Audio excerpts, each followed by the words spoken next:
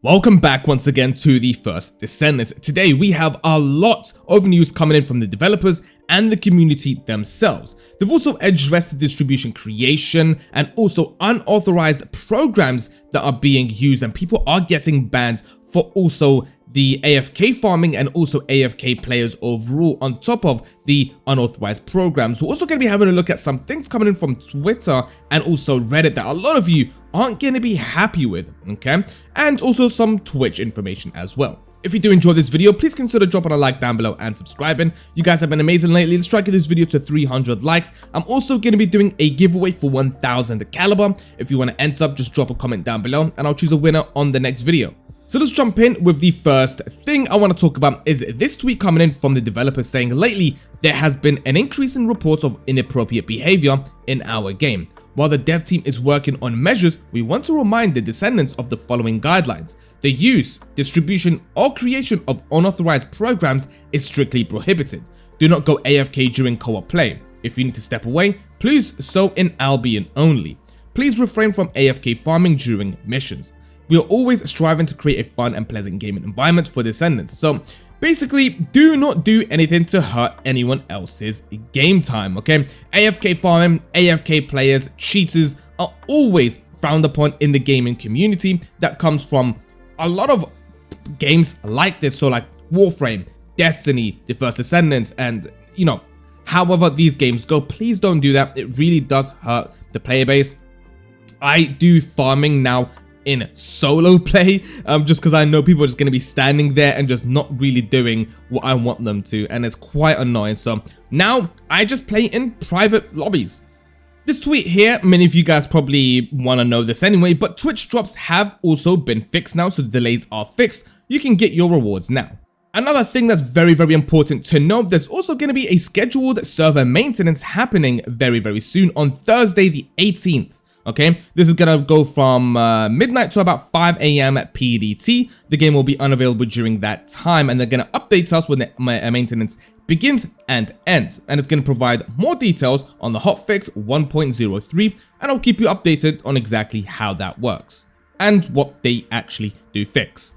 Next up, I want to have a look at a point that Asmondgold has been going a bit viral for in the first Descendants community, talking about the microtransactions in the game right now. Let's have a quick look at this clip and just give our thoughts on that, and I want to know your thoughts in the comments as well. I don't think there's anything wrong with the first Descendants microtransactions at all, and I think that in terms of on an ethical scale, it is actually quite good.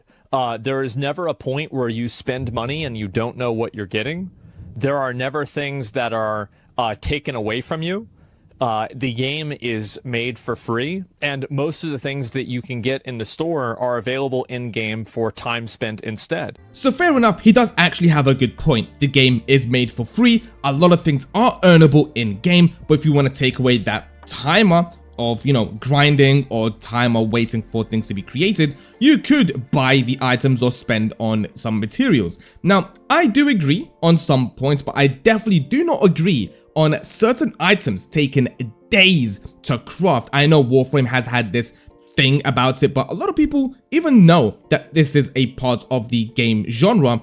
It's not necessarily a good thing. I mean, I've been farming Ultimate Lepek for about a day and a half now, and on top of that, even though that I've got all the materials needed, I still have to wait days in order to even craft this. And to be honest with you, as much as I hate to admit it, yes, I will not be waiting that time limit. I will be spending money on caliber in order to get my character. Even though I was farming for days on end, I still have to wait days on end to craft what I just farmed. I think it's absolutely insane for a lot of things, but fair enough, the game is free, they need to make money somehow. Next up, I want to talk about this post coming in here that a lot of you also are going to agree with. 36 hours, 3 days. I'm broken, I want to see their drop table. You can see that he has obviously been farming for 3 days. He's gotten 0 ultimate spiral catalyst blueprints for Ajax. He's also gotten 9 afterglow sword blueprints, 8 crystallisations ones, 23 Lepek spirals, 20 blue beetles. I mean, this is absolutely ridiculous for the drop table being this bad.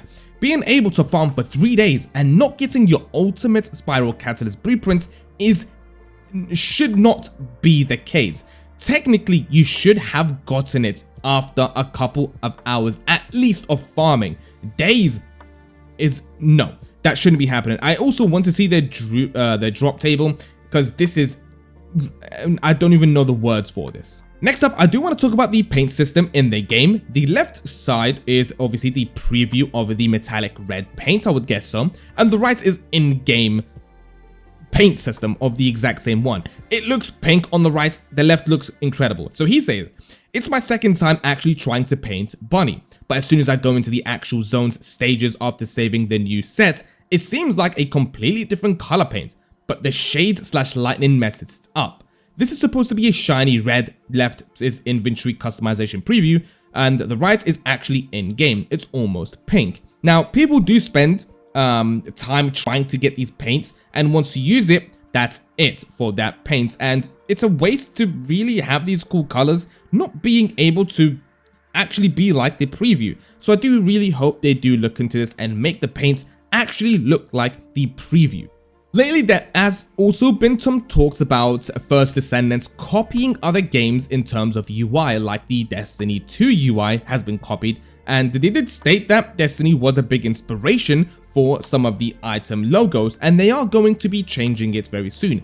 But this post coming in, of all the systems they took from other games, how was this not copied? Obviously talking about the Warframe UI after completing a mission. It's exactly the same, and I really do hope they do change it to be a bit more unique. Obviously, the game will be getting updates throughout. It's only been out for like, I don't know, maybe 2 weeks now. And yeah, we will see some updates in the future. Some of the character customizations that have been coming out from the community recently is absolutely incredible. It really goes to show that simple customization just looks better than over-the-top, you know, skins sometimes. I mean, these skins just look so good, and I'm kind of excited to see exactly how I can make my characters look in the future. I've just been focusing on builds and videos, not really looking far into the customization, but some of them look really good. Apart from that, that's all we have for this video, just to kind of give you an update in the community and their concerns. I hope you guys enjoyed, and let me down in the comments what you think about everything that we spoke about. Give me your thoughts in the comments, and yeah, I'll hope to see you all on the next video.